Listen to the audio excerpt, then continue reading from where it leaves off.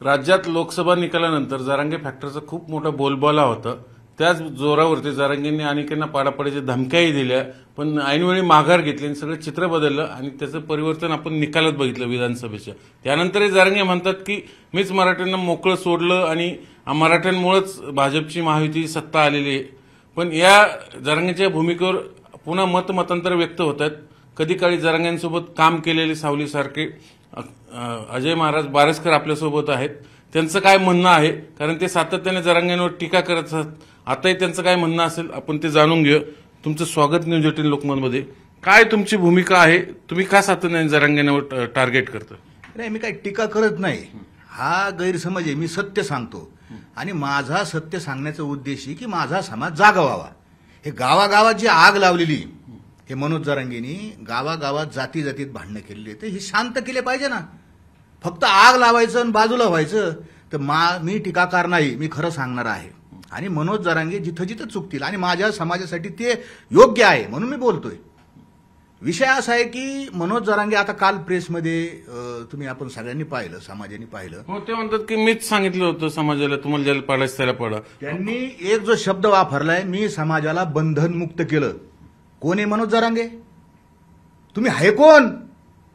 तुम्ही मराठ्यांना बंधनमुक्त केलं, आझाद केलं. मराठा समाज तुमच्या नावावर आहे का? काय संबंध आहे तुमचा? बंधनमुक्त केलं, आझाद केलं आणि जर नसतं केलं म्हणजे काय गुलाम आहेत का मराठे? मनोज जरांगेचे गुलाम आहेत का? ही काय पद्धत आहे? आम्हाला स्वतंत्र प्रतिभा आहे, आम्हाला विचार करण्याची आमच्याकडे विवेक आहे.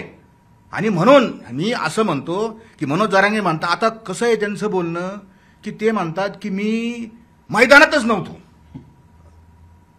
मैदान सोडून पळालेले मनोज जरांगे आणि कालच्या याच्यात सांगतात मी लोकसभेत पाडापाडी करा म्हणलो, मी लोकसभेत होतो असं म्हणतात ते. लोकसभेत तुम्ही राजकारण केलंय. तुम्ही एका विशिष्ट पक्षाला म्हणजे महाविकास आघाडीच्या उमेदवारांना त्या येण्यासाठी आणि भाजपला पाडण्यासाठी तुम्ही बोललेले आहेत. पाडापाडी करा हे कोण बोललं? मनोज जरांगे. पाडून टाका, पाडा हे राजकीय शब्द येतं. सात पिढ्या वगैरे त्यांचे आजे पंजे ध्यानात ठेवतेन की परत उभा राहायचं का नाही राहायचं. ही कोणती भाषा आहे? काय संबंध आहे आरक्षणाचा? ज्या मुद्द्यासाठी आंदोलन सुरू झाले, गरजवंत मराठ्यांचा लढा, हा पाडापाडीसाठी नाहीये. हा आमच्या मराठा समाजाचा जो न्याय हक्काचा प्रश्न आहे त्याच्यासाठी उभा राहिलेला लढा आहे. हा सगळा जाती विघातक जरांगेने नेऊन घातलाय. आणि माझं असं म्हणणं आहे की सगळ्या महाराष्ट्रातल्या मराठ्यांनी जरांगेचा म्हणजे एका प्रकारे मुस्काडात आणलेली. काय म्हणले जरांगे? येवल्यामध्ये जे छगन भुजबळ उभे आहेत त्यांना असं पाडा. ऐकलं तुमचं?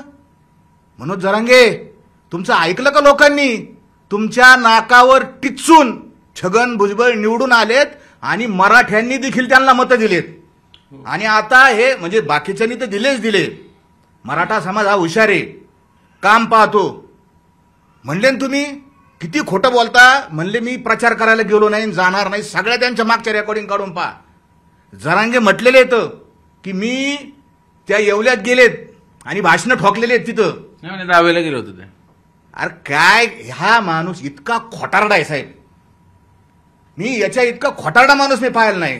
किती पलट्या मारल्या ह्या मनोज जरांगेने. याला काय अंत आहे का नाही काही? आता तरी माझी समाजाला कळकळून विनंती आहे की असलं नेतृत्व, लाज वाटते आम्हाला, लाज साहेब. मराठा समाजामध्ये मोठमोठी छत्रपती शिवाजी महाराजांपासून तर आज अनेक शिक्षण तज्ज्ञ निर्माण झाले, शाहू महाराज झाले. देणारा समाज आहे. मनोज जरांगे कटोरा दिलाय आमच्या हातात. काही झालं का मी उपोषण करणार, मी मागणार, मी अरे भीक मागणारा समाज नाहीये, लढणारा समाज आहे. आणि लढला नाही मनोज जरांगे, तू लढला नाही कारण तुझ्यात हिंमत नव्हती. आणि तुला चांगलं माहिती होतं की आपल्यात दम नाही, आपले लोक निवडून येऊ शकत नाही. कत्तल केली साहेब मनोज जरांगेंनी समाजाची. एक तरुण पिढी आमच्यासारखी जी स्वप्न पाहत होती, तिसरी फळी, आम्हाला काँग्रेस नको, आम्हाला भाजप नको आणि आम्ही स्वतंत्र आम्ही जाऊ विधानसभेमध्ये, असे खूप स्वप्न पाहणारे लोक होते. यादी पण जाहीर केली होती त्यांनी. यादी जाहीर केली. मग का असे स्वप्न पाहणारे लोक तिथं जमा होत होते आणि त्या सगळ्यांची कत्तल केली. फोन आला कुठून तरी, नाही लढवायची नाही इलेक्शन, 10-15 सीटं लढवायला काय होतं, एक तर लढवायचं नाही. एक एक पण सीट लढू शकत नाही. हेच मनोज जरांगे म्हणत होते की एकट्याच्या जीवावर 92 सीट येणार आहेत निवडून. कुठे गेले 92? मनोज जरांगे हिशोब काढा. मराठा समाजाने याचं ऑडिट करा. मनोज जरांगेंच्या 14-15 महिन्याच्या आंदोलनामुळे आपल्या हातात काय पडलंय, काय पडलंय नेमकं? तेव्हा 204 आले की आमचे. इतका खोटारडा माणूस आहे. माझ्याकडे यादी आहे साहेब, ही यादी मागच्या वेळेस आणि आत्ताच्या वेळेस 204. मनोज जरांगे माझं तुला चॅलेंज आहे, तू जर खरा मर्द असशील ना मर्द तर 204 मराठ्यांची यादी घेऊन बस. अरे 54 जागा या SC आणि ST साठी राखीव येतात 288 मधल्या, म्हणजे 234. आणि त्याच्यामध्ये मुंबईमध्ये फक्त 3 आमदार निवडून आले. 112 आमदार यादी माझ्याकडे मनोज जरांगे. एखादा 2-4 मागं पुढं होईल. याच्यामध्ये 112 आमदार मराठ्यांची निवडून आले. 204 कोणचे आले? किती खोटं बोलतो. आणि तुझ्यामुळे आले का? काय संबंध आहे तुझा? काय संबंध आहे? कोणता आमदार तुझ्यामुळे आला मला सांग. खोटं बोलणारा माणूस आहे साहेब. आणि श्रेय घेतो. अहो इतका मूर्खपणा आहे. निवडून आले त्यांचं अभिनंदन करणं ठीक आहे. त्याच्यातलं सांगतो 204 मधलं मनोज जरांगे तुमच्यामुळं मराठ्यांचे मागच्या याच्यात 118 आमदार होते. मनोज जरांगेंच्या आंदोलनामुळे मराठ्यांचे आमदार कमी झालेत. बार्शीचे राजेंद्र राऊत सारखे मराठ्यांसाठी काम करणारे घरी बसलेत. याला यांनी दिलीप सोपल करून खोके घेतलेत. गंभीर आरोप करते तुम्ही. गंभीर आरोप आहे. काय संबंध आहे? आरक्षणाचा आंदोलन आहे ना, मग याचा काय संबंध आहे म्हणायचा का? तुझ्यापेक्षा दिलीप सोपल बरे हे मनोज जरांगे बोललेले आहेत. असं कोण बोलतो साहेब? राजकारणात कोण बोलन असं? काय संबंध आहे दिलीप सोपलांचा प्रचार करण्याचा जरांगे तुमचा काय संबंध आहे? मी काय राजेंद्र राऊत यांचा प्रचारक नाही काय नाही, पण त्या माणसाने केलं ना काम. तुझ्या तिथं आलेला आहे तो माणूस अनेक वेळा. SIT चौकशी मागं घेण्यासाठी हेच राऊत साहेब होते ना मध्यस्थी. त्यांच्या हातापाया पडलेले मनोज जरांगे. काही करा ती SIT चौकशी थांबवा. आणि मी या सांगतो की सरकार स्थापन झाल्यानंतर जी मागच्या सरकारने SIT चौकशी लावली होती ना, ती SIT चौकशीचा रिपोर्ट जाहीर करा. आणि जर मनोज जरांगे त्याच्यामध्ये दोषी असेल तर त्याला अटक करा. नीट लक्षात ठेवा. ही तुमची मागणी. हो, आम्ही बसणार आहे. आम्ही अनेक लोक उपोषणाला बसणार आहे तर ह्या मागणीवर. कारण मनोज जरांगेंनी जितकं नुकसान केलंय समाजाचं तितकं नुकसान कुणीच केलेलं नाही.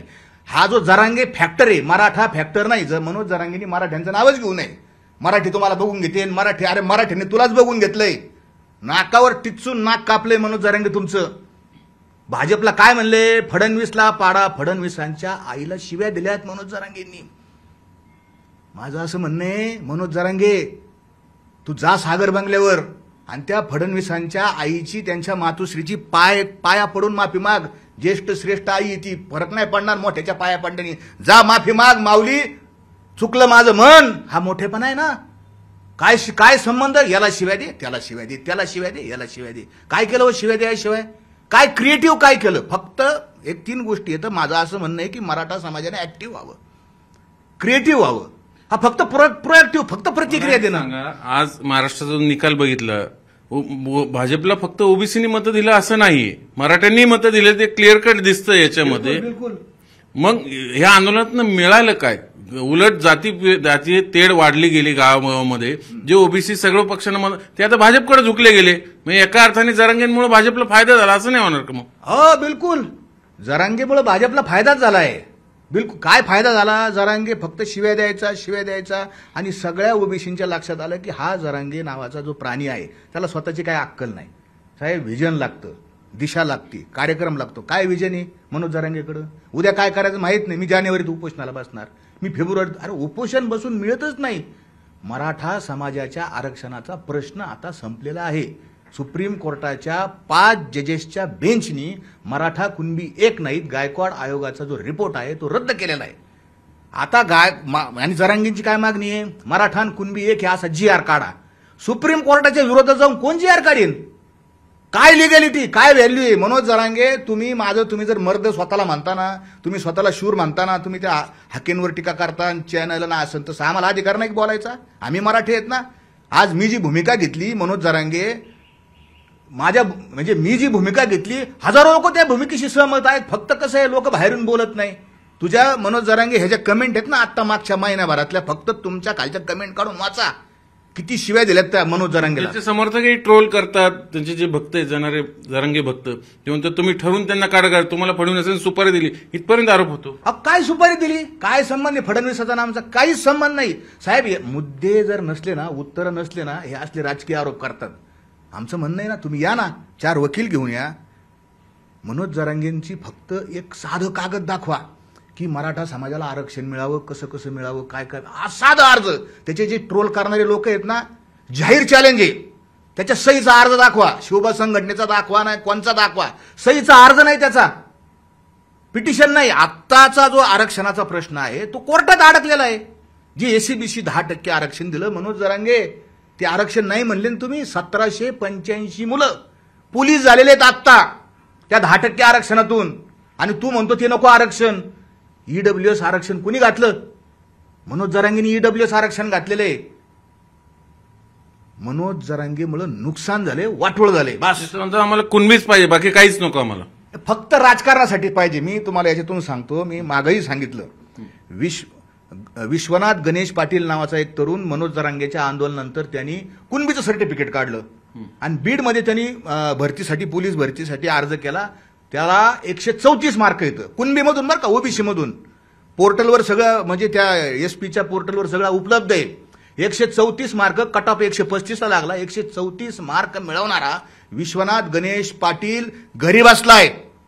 आणि 120 मार्क मिळालेला नजीम अब्बास मिया शेख हा ईडब्ल्यूएस मधून पोलीस झाला. 134 वाला घरी आहे. त्या कुणबीच्या त्याचं काय करायचं? तुमच्या सर्टिफिकेटमुळे घरी बसलोय आम्ही. आणि हे लक्षात घ्यावं समाजाने की ईडब्ल्यूएस आरक्षण, एसीबीसी आरक्षण हे आपल्या हक्काचं होतं, ते संविधानिक होतं, ते घटनात्मक होतं. याला कुणबी कशासाठी लागतं माहिती का साहेब? याला नगरसेवक करा. याच्या भोवतीचे जे लोक आहेत ना, आता ते बी निघून गेले, आता कोण नाही राहिले तिथं. जे होते ना ते, आता तुम्ही पहा त्यांच्या बाग कायम लोक राहायचे टाळ्या वाजवायला, ते गेले निघून. आता एकटाच आहे आता तिथं तो अंतरावालीला, सगळे निघून गेले. आता सामूहिक उपोषण करणार, मी एकटं नाही. अहो त्या दिवशी काय म्हणे माहिती का, 1 लाख लोकांचं आम्ही उपोषण करणार. जरांगे ढेंटडॅन, तुमचा शब्द आहे ना, ढेंटडॅन. 1 लाख लोक शब्द आहे ना तुझा, खरा जर असता ना, खरा 1 लाख लोक बसून दाखव फक्त. आता म्हणतो 50 का असा ना, 50 आम्ही 50 बसू. अरे एक बोलला ना, तू म्हणतो ना मी जे बोलतो ते करतो, करून दाखव. लाख लोक बसून दाखव. अहो लाख लोक 2 लाख चपला घेऊन येते ना हाणायला तिथं. याला काय मिळालंय आम्हाला? हा जरांगे नावाचा माणूस आहे ना, हा अपशकुनी पालथा आहे. ज्याच्या मागे गेला आणि त्याचं वाटोळच केलं तिने. महाविकास आघाडीचं सगळी भूमिका घेते ना पूरक. काय झालं त्यांचं? शरद पवार साहेबाचं काय झालं? जरांगे शरद पवार साहेबाचे सुपडा साहेब झाला. मनोज जरांगे तुमच्यामुळं, तुम्ही शरद पवारांच्या मागे गेले, शरद पवारांचा सुपडा साफ झाला पवार साहेबाचा. एवढा मोठा हिमालय सारखा माणूस जरांगेमुळे सुपडा साफ झाला.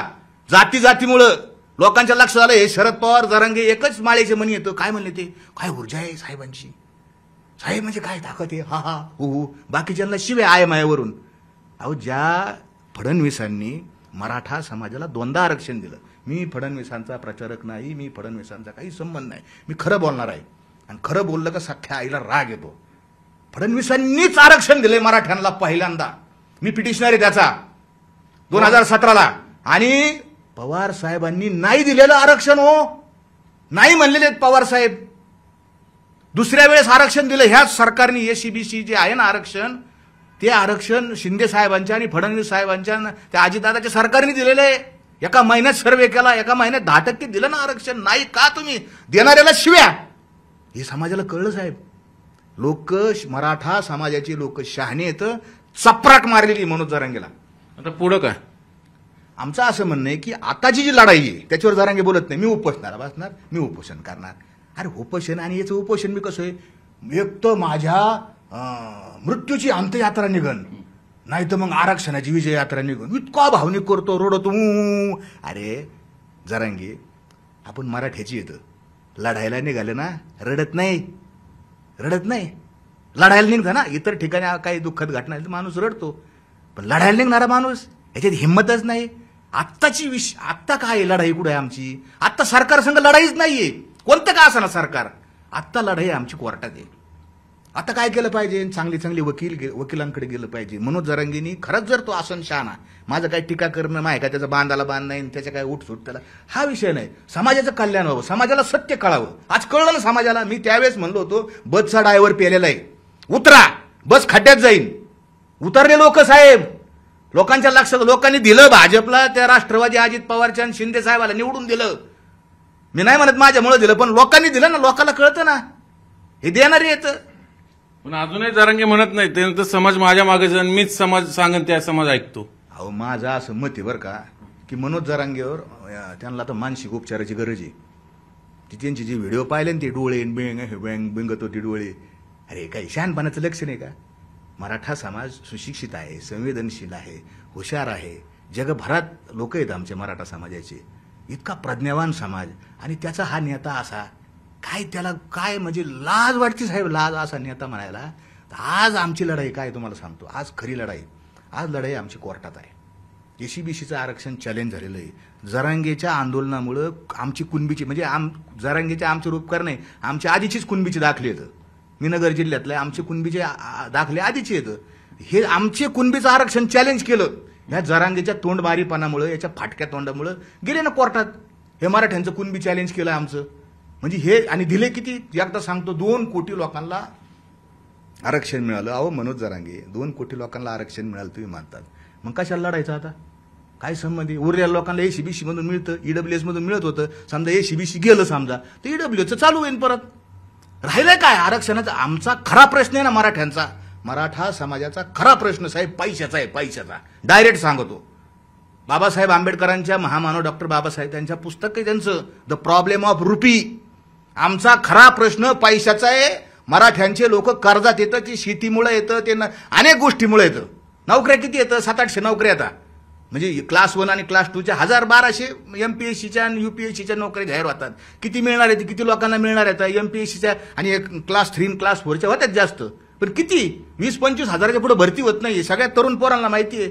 आणि 6 कोटी मराठा जरांगे म्हणतो, आणि करोडो लेकरा बाळांना काय करायचं? मग स्वप्न असं दाखवलंय का कलेक्टर करायचंय? करोडो. अहो एका गावात एक कलेक्टर नेमला तरी जरांगे तुमचं स्वप्न पुरं होऊ शकत नाही. काय बोलाता? यांना खरं येरवाड्याला एकदा चेक करायला आणलं पाहिजे. आज मी जे गेली 1.5 वर्ष आपण बघतो, त्याच्यामुळं खरं तर हा महाराष्ट्र पुरोगामी ओळखला जातो. जातीय तेढ कधी निर्माण झाली नाही, पण आता हे सगळ्यातनं महाराष्ट्र बाहेर आलेला आहे.